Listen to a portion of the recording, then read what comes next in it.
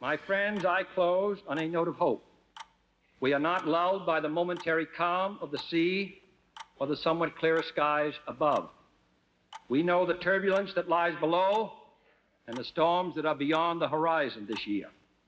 But now the winds of change appear to be blowing more strongly than ever. John Fitzgerald Kennedy's assassination is a memory etched onto the minds of most Americans.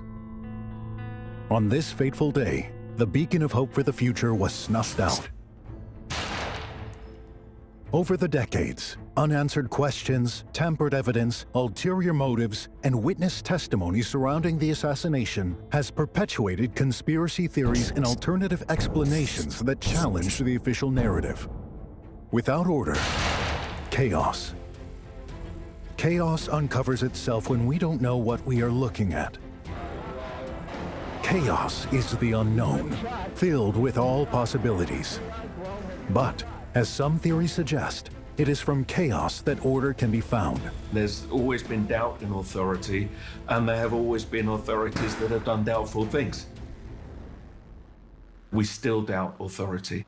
We still believe that those at the top might not be doing the best things for us. Something has happened in the motor stage. Stand by, please. They're doing the best things for them.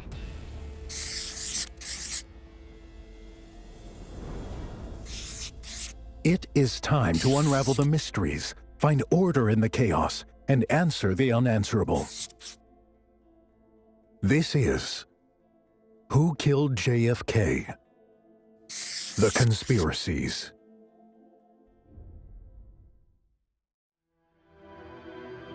John Kennedy's ideology, given time, would have dictated the course of world history. Many theories as to why the president was assassinated have permeated throughout popular culture. Every now and then, something will come along where somebody might try and make a change at the top. Then they might get taken out, which creates a whole new set of conspiracy theories.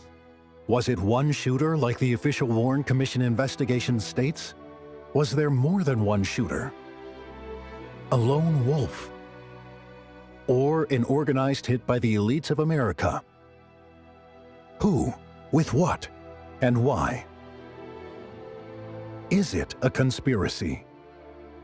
Because we know we're not told the whole truth, we have to fill the vacuum occasionally if, there's a feeling that what's out there in the open isn't the whole story.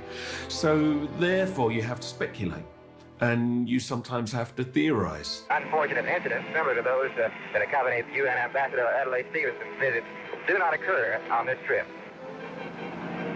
Most of the people involved have passed away, leaving avenues of investigation dead in their tracks. Will there ever be justice?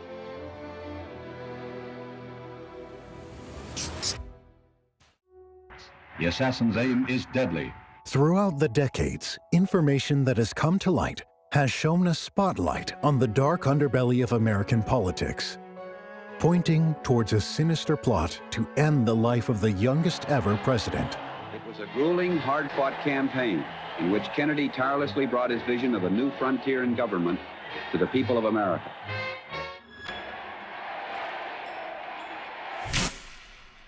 November 22nd, 1963. The Zapruder film.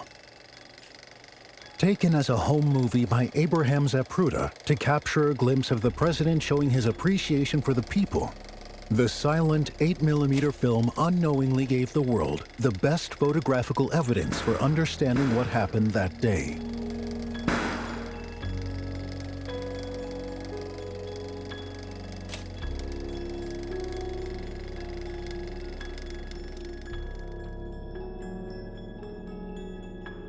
We had, if you like, an event that, was normal.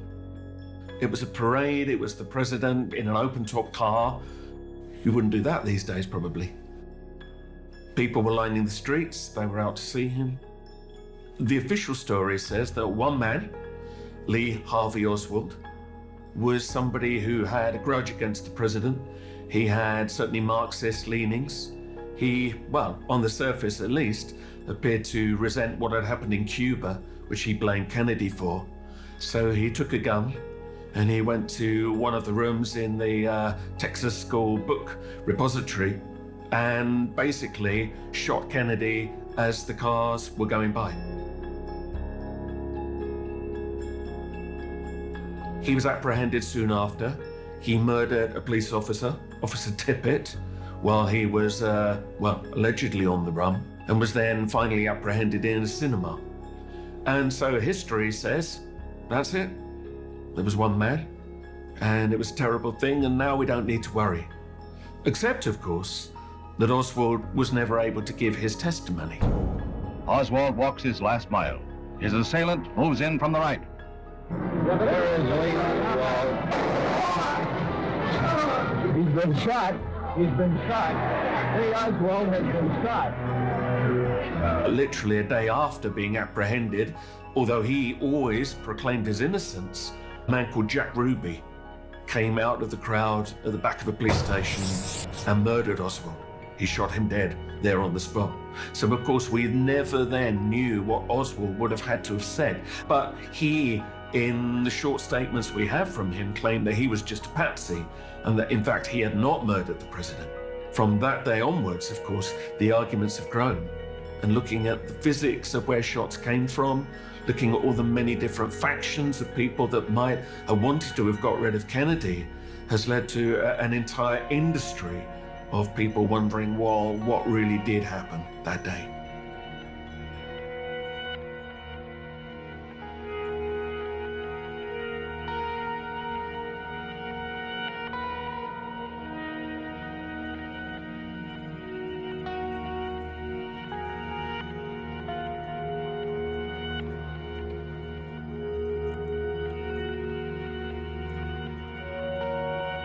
One week later, the Warren Commission is formed. Inconsistencies between witness accounts, evidence, and the conclusion of the report, including loaded questioning, have led many to become skeptical of the findings. The Warren Commission's conclusion points the finger solely at one lone wolf, stating that there was no evidence he was part of a conspiracy. Lyndon Johnson initiated the Warren Commission, so he hired Chief Justice Earl Warren to look into the Kennedy assassination, but not too much. And it's very clear from statements made by people involved in the Warren Commission that they were basically told to explain why it was a lone gunman. It wasn't a serious investigation. But then after, of course, investigations begin and strange facts start to come out, and especially after Robert Kennedy is gunned down, people begin to become more suspicious. They start to look back at it, and by the mid-1970s, especially after Watergate, where now you find that even the president can't be trusted. In the end, there was such a clamor for a new investigation that in 1979, a paper was produced by the House Select Committee on Assassinations. They looked into not only the Kennedy assassination, but also Martin Luther King. And it was really, again, a little bit of a whitewash. But nonetheless, the opening that offered was that it did have to accept that there probably, and that's the word they use, probably, was a wider conspiracy, and it acknowledges the likelihood of more than one gunman being present. The investigation that was meant to put the case to rest created more controversy. Although it no longer exists, the unpublished findings of the commission were initially sealed for 75 years, not the usual 30. If it was a whitewash, potential insiders wouldn't be alive to face justice. Once everyone is gone, the investigation can't be reopened.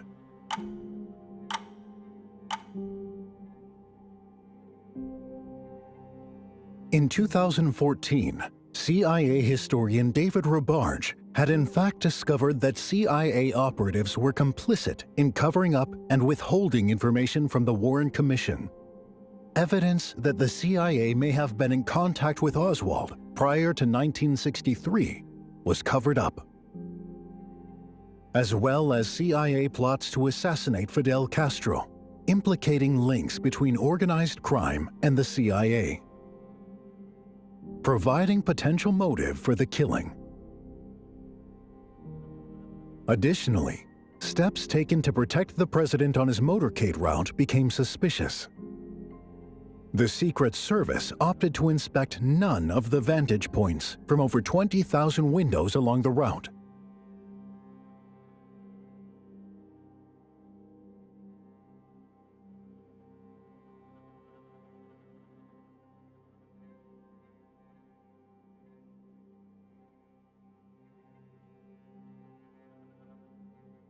The theories that there was more than one gunman, of course, are going to revolve around what was seen and heard on the day as much as what was seen in the film. The grassy knoll, a number of people claimed that they heard shots coming from over the fence. Some of them did try to testify this to the Warren Commission. Interestingly, the Warren Commission said they would only consider evidence from people at the grassy knoll if their evidence concurred that there was only the lone gunman, Oswald. Now, that immediately looks suspicious. Since that fateful day, theories from the mysterious Umbrella Man to the account of Lyndon B. Johnson's alleged mistress have led many down a rabbit hole with voluminous ends. There is a man with an umbrella who's standing looking a little bit odd. Some have wondered, did he fire one of the shots? Was there even a gun concealed as part of the umbrella? We're getting into James Bond stuff here, but nonetheless, things like that have happened in history, not impossible. But then you get the strange tramps.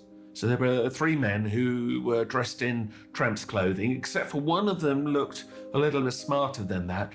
They were hovering around the fence where some of the shooters claimed to have been, or at least one of them. Now, later on, people did find them, they did identify them, and although the belief of some was that they were CIA men, some have said, no, they actually really were tramps. There are many different characters who claim they were there on the day. Some, retrospectively, have gone out of their way to claim that they were actually shooting bullets. There's a man called James Files claims he was one of the shooters.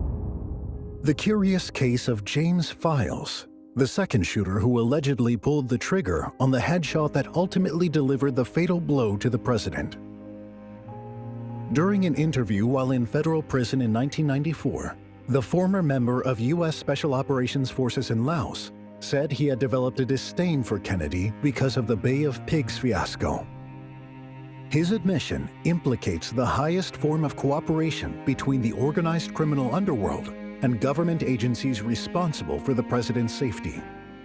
According to Files, the hit wasn't a secret. Even the NSA and Hoover were aware of the attempt to oust the leader of the free world. Infamous Chicago mob boss Tony Accardo sanctioned the assassination through his Chicago mob family. Sam Giancana was allegedly in charge of the operation, a shady personality with previous links to the Central Intelligence Agency, supposedly recruited as part of the assassination attempts on Fidel Castro. In keeping with his testimony, Files believes it happened because the men in suits wanted to stay in Southeast Asia. Air, Navy, and Army bases were being set up all over Southeast Asia. The trillion-dollar scheme, pushed by the military-industrial complex, worked towards a mass production of arms, ammunition, chemicals, tanks, planes, and warships. But Kennedy stood in their way. Many historians to this day claim that Kennedy had planned the start of troop withdrawal from the region. Although all hearsay, one piece of evidence that could link his claims is a package belonging to the other gunman, Nicoletti. In the supposed package, buried by the side of a road, lies potential proof of perpetrators, dates, and contracts of hundreds of unsolved cases, including the murder of the president. In 1994, the Federal Bureau of Investigation was quoted as having investigated Files' allegation and found it not to be credible. There was another man, a Native American man called Loy Factor, who claims he was one of the gunmen. Now, interestingly, he did say, although his testimony has been disbelieved by many people, he did say one of his fellow shooters was, again, Mac Wallace, who some people have named in a number of inquiries. And years later, a thumbprint or a fingerprint found on one of the cardboard boxes in the building where the shots were being fired from did turn out, apparently, to be Mac Wallace's print. So, you know, Lloyd Factor's testimony is rather fascinating because although some think he was a fantasist to some degrees, there might have been a partial truth there.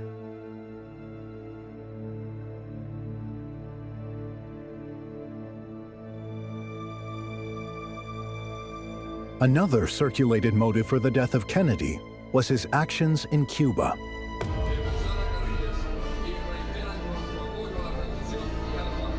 A change of status quo to the military-industrial complex is a threat not to be taken lightly. Fidel Castro was, of course, the leader of Cuba. He had set up a communist state so near to American soil. So that he did worry many Americans, and we'd come out of the McCarthy years where, you know, anything remotely communist-leaning was seen as a massive threat. Tensions with Cuba grew in 1960. The communist state established new diplomatic relations with America's Cold War enemies, raising serious security concerns. To end the threat, President Eisenhower authorized a plan. By recruiting Cuban exiles, the CIA planned to infiltrate the country with the aim of causing a revolution, ultimately ending the Castro regime.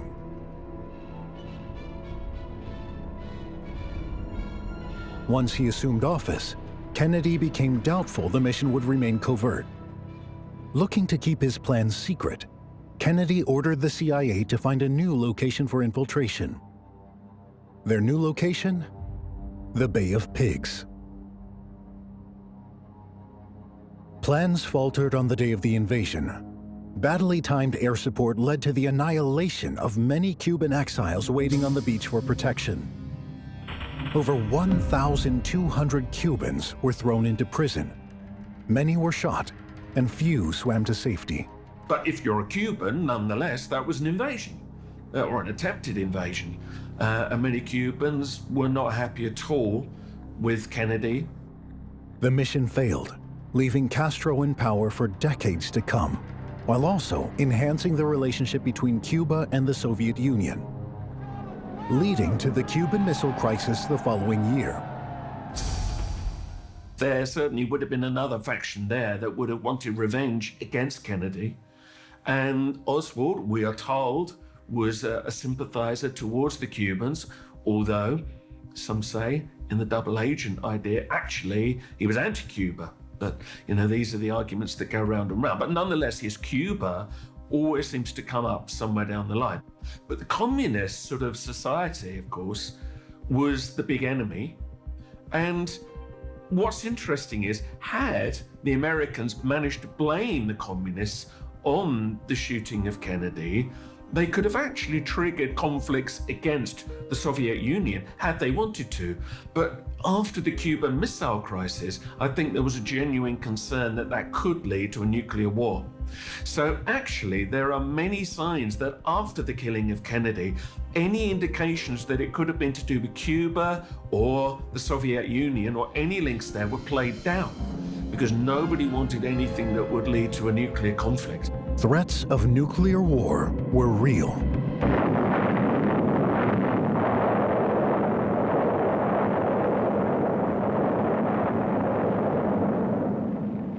In 1962, there had been what we call the Cuban Missile Crisis.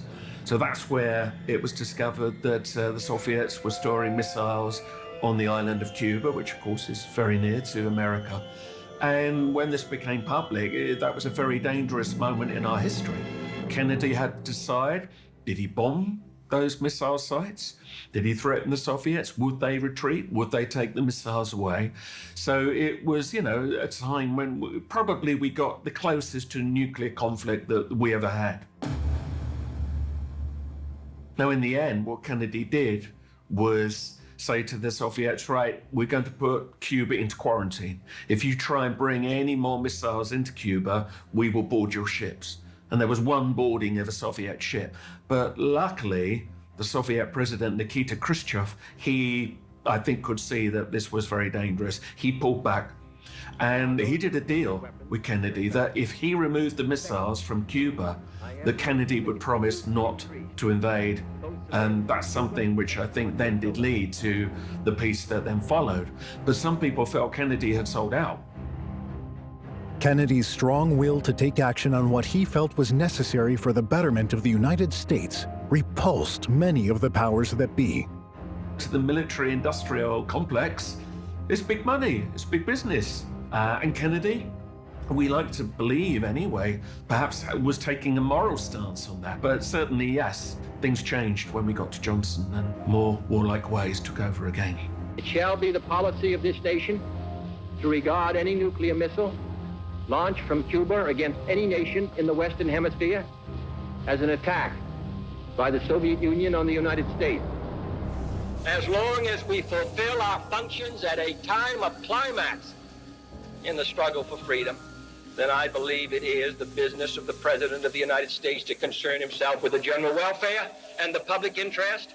And if the people feel that it is not, then they should secure the services of a new President of the United States. The President's car is now turning onto Elm Street, and it will be only a matter of minutes before he arrives at the trademark. Something has happened in the motorcade route. Stand by, please. He was coming down the street, and my 5-year-old boy and myself were by ourselves on the grass there on Palmer Street, and I asked Joe to wave to him, and Joe waved, and I waved, and the man, that's all right, sir. You go ahead, sir. As he was waving back, the shot rang out, and he slumped down in the seat, and his wife reached up toward him, and as he was slumping down, and the second shot went off, and it just knocked him down. To point the finger at one lone gunman, Lee Harvey Oswald, seems, at face value, believable, especially when you delve into his background. Oswald had been a US Marine, and not a bad Marine, although that said he was court-martialed twice. He accidentally shot himself in the elbow on one occasion. He was fond of guns. He got to the position of marksman, which is not the best shooters, but, not bad shooters. But then he left the Marines, and afterwards he went to live in the Soviet Union. He became a defector, or at least that's what we're told. Many believe that in fact he was a double agent, and that the defection was a setup, and that in fact all along he was working probably for the CIA. But nonetheless, he went to live in Russia. He and his wife Marina weren't happy there, and eventually they came back to the United States. And that's when he began to sort of get very concerned about what was going on in Cuba, and would give out leaflets on the streets complaining about the way the Cubans were being treated. Kennedy had become somebody that stood for everything that he didn't. And officially, at least, we're told that, he just wanted to see this figure taken down, and so began his plot to kill him. However, as with all good conspiracies, that there are always other sides to this. And in fact, some say if you look at the people that Oswald was hanging out with, actually they were anti-Cuban. And that some believed that he used the pro-Cuban sort of, the look of what he was doing as a cover. And that's when you get more into the double agent stuff. Somebody calling themselves Oswald went to Mexico City to either pick up communications or orders from the Soviets, apparently. And yet there are claims that some of the recordings made of Oswald's voice then, when he went to Mexico, were in fact faked, and that they were an actor. And actually there are people in the intelligence services that have backed that up.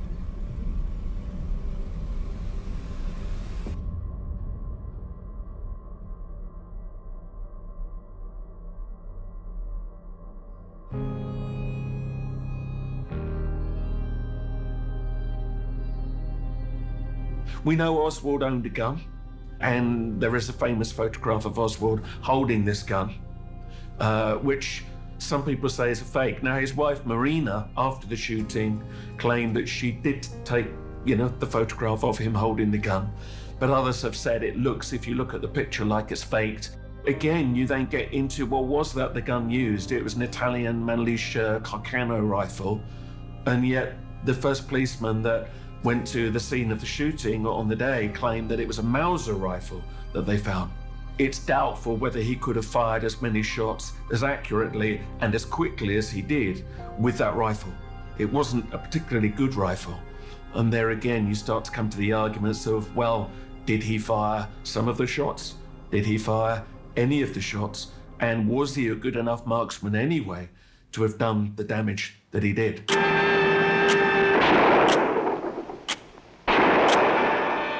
But diving deeper, if we are to believe the official account, we are to conform to ideology that makes little sense.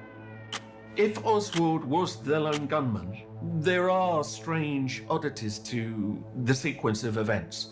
So we do know that Oswald was in the building that day. He was seen happily drinking Coke at about 12:15. Now, the assassination occurred at 12:30, but what's of note is that it was expected that the parade would go past at 12:15. Now, unless somebody had managed to tip Oswald off that it had been delayed, and it was delayed because they stopped to talk to more people than had been expected, you would have expected that Oswald would have been in place at 12:15, rather than nonchalantly drinking Coke and just wandering around. You would think he'd want to be in place, and he wasn't. And somehow seemed to know that the parade would be there at 12:30, so that's an oddity. And then after the shooting, he doesn't make a quick attempt to leave the building. Now, some believe he was only a decoy all along, that he didn't fire any shots, or if he did, he was mainly the decoy, the one that people hoped would be found and would then take the blame. Others believe that actually the original idea was to kill Oswald very quickly anyway. But it does seem strange that he didn't make an attempt to immediately leave the building. He was seen again calmly drinking, and an officer, a police officer, came in, because by now, of course, they were searching the building. He did confront Oswald, but a man with him working there said, no, he's fine, he's one of our employees, ignore him. And then Oswald quietly left the building. But then you have the strangeness that Oswald went back to his home initially, and then he went out onto the streets, and then by then, a description had gone out of the man that the police were looking for. And it's unclear as to exactly why they thought Oswald suddenly was the killer, but nonetheless, that's the description that went round. Police officer Tippett saw Oswald from his patrol car and called Oswald, came out of the car to question him, and we are told Oswald suddenly shot him at point-blank range and then ran away. But even that is unclear, because some of the witnesses to that say there were two men involved with the shooting, but that's when Oswald then ran away, having shot the police officer, and then managed to find his way into a cinema. And somebody saw him go in, he was followed, the police arrived, they surrounded the cinema. Interestingly, Oswald seems to have had an intimation that actually the police might have wanted to have killed him very, very quickly, which would, of course, have been more convenient for a lot of people. And there had already been a spate in that time period of police shooting people dead very quickly and then saying they were resisting arrest. And Oswald was quite canny. I think he suspected that, because in the cinema, when they finally surrounded him, he shouted very loudly, "I am not resisting arrest, I am not resisting arrest," which meant, had they shot him dead at that point, they could have said, well, you know, he wasn't resisting arrest. He said he wasn't. He shouted that to the people in the cinema. They heard that. So he was almost protecting himself there by doing that, just to make sure they couldn't take him out then and there. But there are many strange anomalies. What Oswald said when he was taken to the police station, we've seen the vaguest notes. There are no proper transcripts of what he said. In the brief sort of interviews that we heard to the media, he said, "I am just a patsy. I did not kill Kennedy." But, you know, the transcripts you would have thought would have existed from those interviews, well, thus far never been released. So I think there are many doubts as to whether he was really the main gunman, even if he fired some of the shots. You know, I think it's very clear that there is another story there to be told. Almost 13 years after his death, President Kennedy is on the front cover of a major American magazine. Evidence of a sudden upsurge of interest in the facts surrounding his assassination. A steady stream of articles and reports deal with the subject. At least 2 major television reports are in the making. And this man, Mark Lane, the lawyer who for 12 years now has been asking for a fresh inquiry, suddenly finds himself in demand for his $2,000 a time lecture. He's always claimed that 5 bullets were fired, at least 2 of which came from the front, which means at least 2 gunmen and therefore a conspiracy. The Warren Commission said 1 assassin, Lee Harvey Oswald, fired 3 times, 1 miss, 1 which blew off the top of the president's head, and 1 which not only gave the president 2 wounds, but hit Governor John Connally as well. Lane calls the Warren Commission version of that shot their magic bullet theory. Magic bullet theory. This is the way it works. Here's Lee Harvey Oswald up on the 6th floor of the book depository building. And here comes the president's limousine. As you see, right in front of the building, almost parks under Oswald's window. At this point, Oswald could take his rifle and drop it out the window, confident that he will hit somebody in that limousine. But does he? Does he fire? Oh no. Being somewhat of a sport, Oswald waits until the car speeds into the distance. And then Oswald fires the first shot, and the bullet hits the president in the back of the neck, leaving behind a hole in his jacket 6 inches below his shoulder. Leaving behind a hole in his shirt 6 inches below his shoulder, and leaving behind a hole in his back 6 inches below the shoulder. The bullet then exits from the president's throat, leaving behind a small bleeding wound of entrance. That is not new, but this is the public showings of the famous Zapruder film, once the exclusive property of Time Life magazines, but since a copy was stolen, copied, and widely distributed.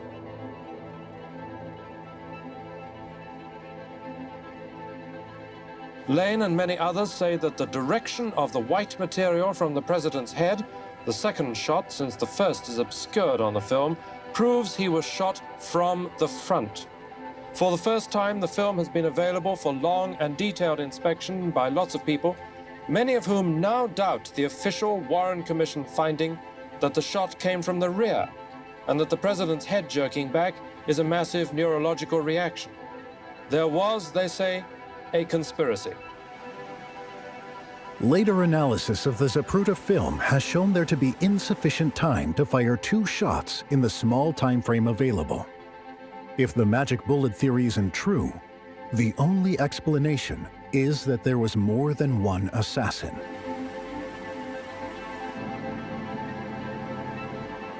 Furthermore, key evidence from the day of the assassination has gone missing.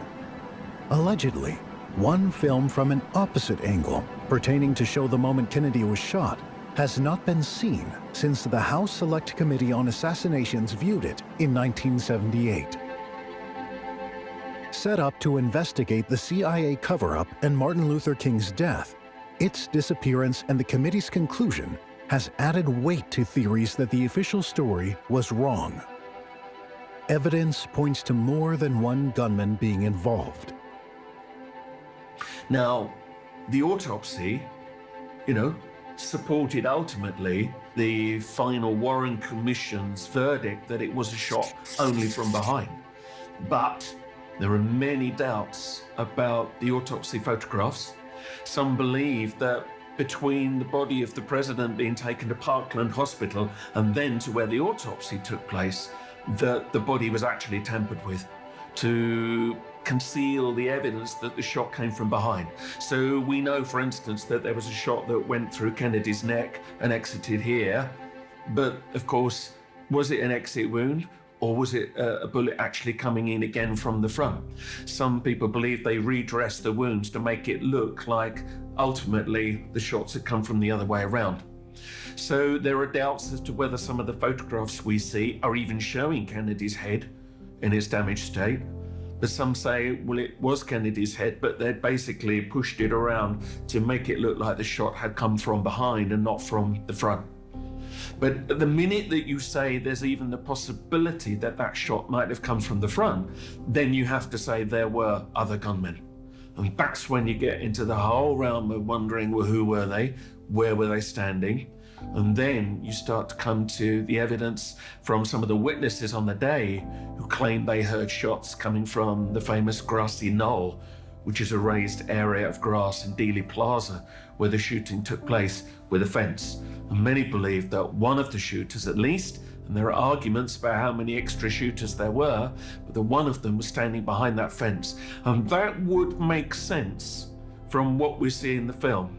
It would be very likely that one of the shots would have been fired from that place. It looks like there's a strong possibility that the shot came from the front.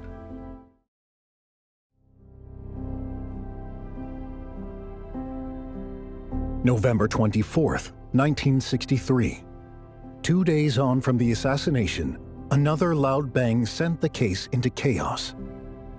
We are told, though, that he was so, outraged by what Oswald had done that he just wanted to take revenge on behalf of the American people and managed somehow to gain access to the back of the police station just as Oswald was being taken out and literally shot him in the abdomen at point-blank range.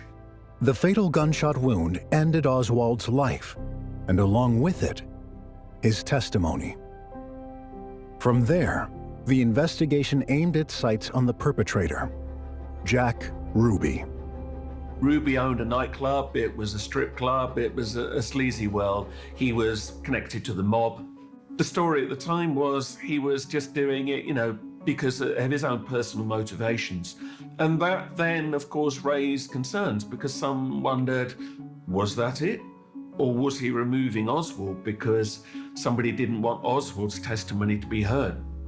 Now, it soon became clear that in fact Ruby had a lot of influence in the community.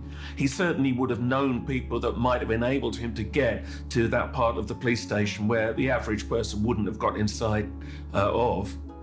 And also, you then get the strangeness that follows when Ruby, as he is now in jail, begins to make statements. And perhaps Ruby had been told, if you do this, you'll do your time, but then you'll be a big hero, everyone will love you, you'll be very rich, and you can, write your story about it. But that it became clear, once he was in captivity, that he wasn't going to be released. And he then started to make statements. There's a famous press conference that he actually holds in the jail, where he begins to drop hints that there was a wider conspiracy to kill Kennedy, and that he knew more than he was letting on. He was convicted for the killing of Oswald, but he then appealed, and it was going to go to a second trial. And that's when he began to get louder in his claims that there was something strange going on, and he believed that he also would be perhaps murdered. He was being given injections in the jail, and he didn't know what they were. He wasn't a well man. Ruby had cancer, but he believed that perhaps they were trying to poison him to kill him. And sure enough, he then died in the police cells before he got to the second trial.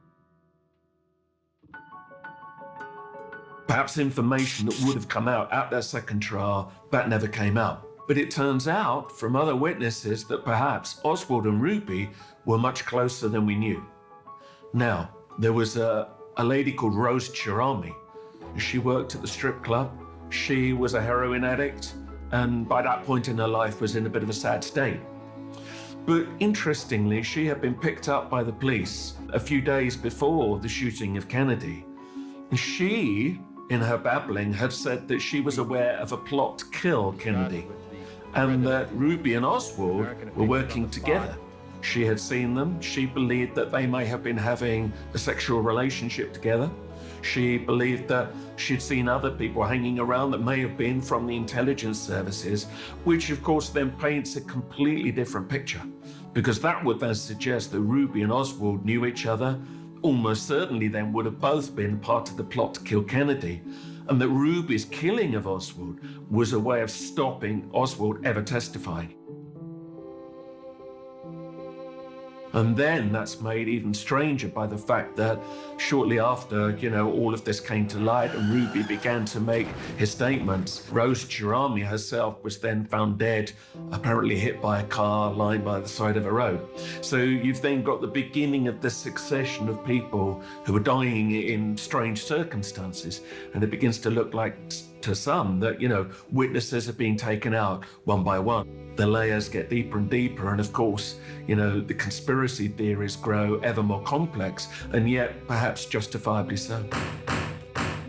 In the end, the House Select Committee on Assassinations in 1978 believed that the evidence pointed towards the assassination being a conspiracy. Nevertheless, they were unable to identify the extent of it. In historical conspiracies that actually look likely that there was a conspiracy going on, you will often find one pattern to look for are witnesses who were there on the day who die strangely, either in mysterious circumstances or die very early in their lives. And there's quite a long roll call of people that were at Dealey Plaza who had testimony that went against the lone gunman theory that did die in, again, mysterious circumstances. Now, you can make a list of anybody and come up with interesting theories when you look at how they died. But with the Kennedy assassination, it does begin to look like there is a pattern. So, number one, Oswald, Ruby, Rose Girami, so you've got the obvious ones. But then you have some of the other witnesses who, especially the people that heard shots coming from places they shouldn't have been coming from. Could be coincidence, but perhaps not. And there's a number of other conspiracy areas where you do see people falling away, perhaps mysteriously early. And, I don't think it can be ruled out that forces willing to commit murder to get their way would not stop at the first person they murder, but do anything they need to do to cover their tracks. So it cannot be ruled out.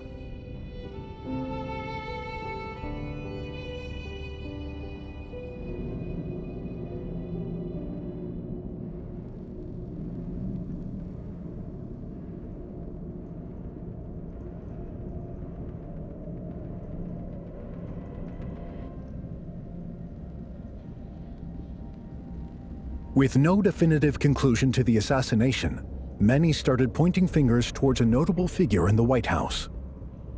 What Kennedy knew about a growing plan to get rid of him is uncertain. He certainly would have known that he had enemies.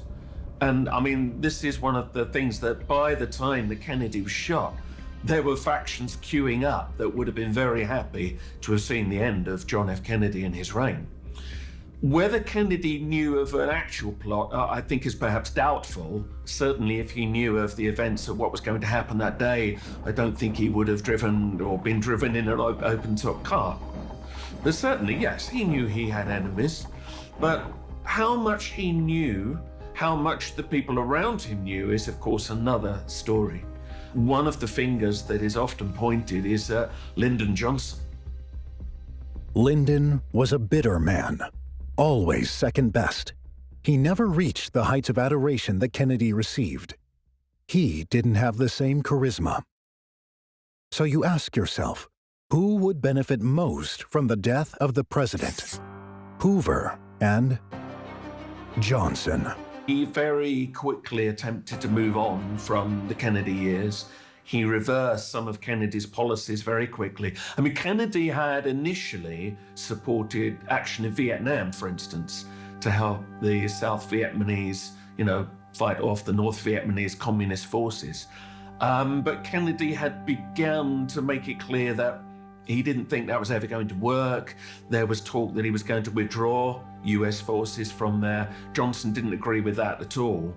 So as soon as Kennedy was gone, Johnson actually reversed that and was by and large responsible for the main surge of US action in Vietnam, thus setting, the course for a lot of horror, which would then follow.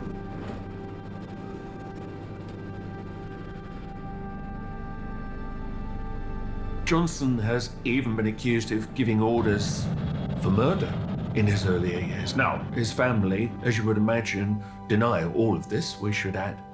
But certainly he had a past where he would, I think, not have been above ruthless actions. And after Kennedy, he was a far more ruthless president. Some people have wondered, did Johnson also play a role in setting this up? One witness testimony which seemed to link many of the dots is the alleged mistress of Lyndon Johnson.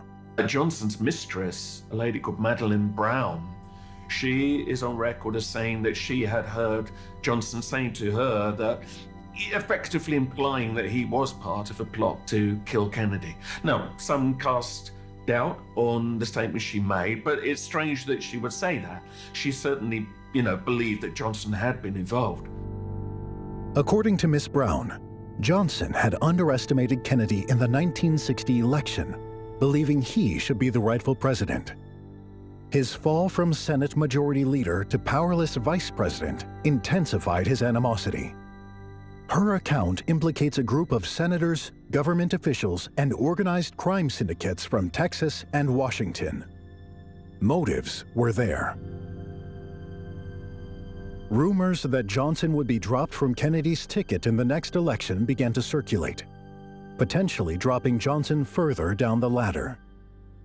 Additionally, Brown goes on to state that investigations into Johnson's apparent bribery scheme were ongoing, the conclusion of which may have put Johnson behind bars. Her testimony bases itself at a party the day before the fateful shot rang out. In a secluded area of Texas, in the grounds of oil magnate and political operative Clint Murchison Sr. Brown observed what she believed to be the meeting that ended John Kennedy's life. Rumor has it, the party was attended by many of the elites, from Hoover to Johnson, even Nixon, hitman Mac Wallace to end guy Jack Ruby, as well as the heads of crime syndicates. Brown recollects a statement from that day. As the men exited the meeting, Johnson turned to her and said, "After tomorrow, those SOBs won't embarrass me again." That's no threat. That's a promise. Johnson has been accused by his detractors of having been involved with corruption in the years before he was vice president. And indeed, he has been accused by some of having murders taken place by hiring the hitman Mac Wallace. And some have accused Mac Wallace of being one of the gunmen who was, also present trying to take out Kennedy, one of the extra gunmen on top of Oswald. So, the Johnson connection is something that's grown over the years. And certainly, I don't believe Kennedy would have thought that Johnson would have taken him out, but he would have certainly known that Johnson wasn't happy.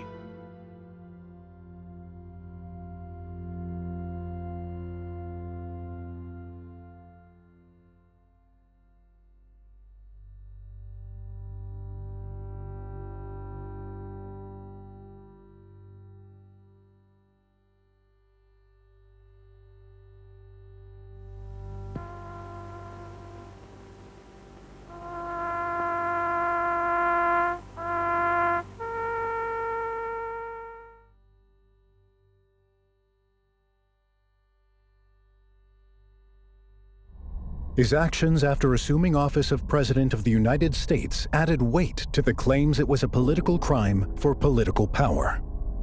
Johnson intensified America's involvement in the Southeast Asia, pleasing many of Kennedy's adversaries. But Johnson's first issue was to investigate his impending corruption indictment. Was the assassination the only way out for Johnson? Had he not, Kennedy was ready to remove him from the ticket, decimating his career in the process. Without the presidency, Johnson would have not had the power to end the investigation before incriminating evidence on his involvement in the corruption scandal was made public.